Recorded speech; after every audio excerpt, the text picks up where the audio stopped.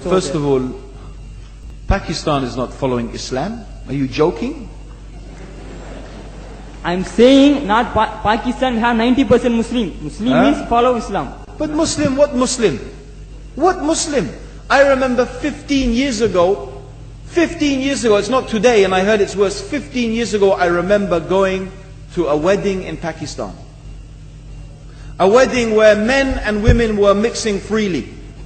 Where the bride was dancing on the stage with all the male members of the family dancing on the stage.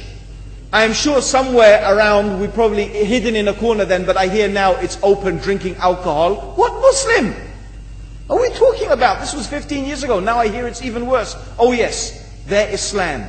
When the bride and the groom are walking to the car, they're holding the Quran over their head for blessing. That Islam? That's not Islam. What Islam is that? That's exactly the thing I'm talking about. That's why Muslims are in such a mess. Because of this nonsense, this hypocrisy, actually they are insulting the Quran by doing that. Amongst all of this haram, they think that the Quran, holding it over their head, is going to bless them because they're holding it. What is that? Where did they get this from? So, I don't know what we're talking about. In fact, this is the problem. You see, the Muslim world itself is so far from Islam. So many you find here in India. I know it's not a Muslim country, but there are lots of Muslims here. But I don't know what sort of Muslim. Most of them go to the dargah and they call upon some dead person in the grave, and they think that by talking to a dead person they're going to have their needs fulfilled. What's the difference between that and worshipping an idol? There's no difference, believe me. It's shirk.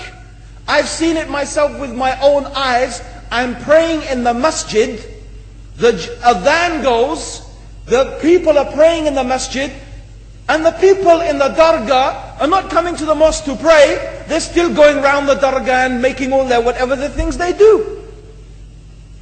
What's that? That's not Islam.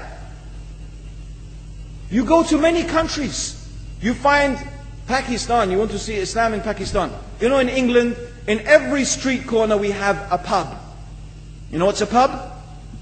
You know what's a pub? Like a bar, you know, a place where you sit and drink alcohol. Yeah? Yes? In Pakistan, believe me, they have something worse than that. Yes, worse.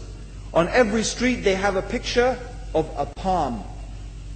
Everywhere you see it, hanging from the windows. They have the picture of a palm. What's that advertising? Something worse than drinking alcohol. An invitation to disbelieve in Allah. That they're going to read your hand and tell your fortune. Shirk. It's shirk. Whoever believes, the Prophet said, sallallahu alaihi wasallam, whoever visits a fortune teller out of curiosity, Allah will not accept their prayers for 40 days. Whoever believes in the fortune teller has disbelieved in Allah and His Messenger. That includes, by the way, horoscopes. Yet and you see in Pakistan a picture everywhere of a hand. Worse than a pub. Worse than a pub.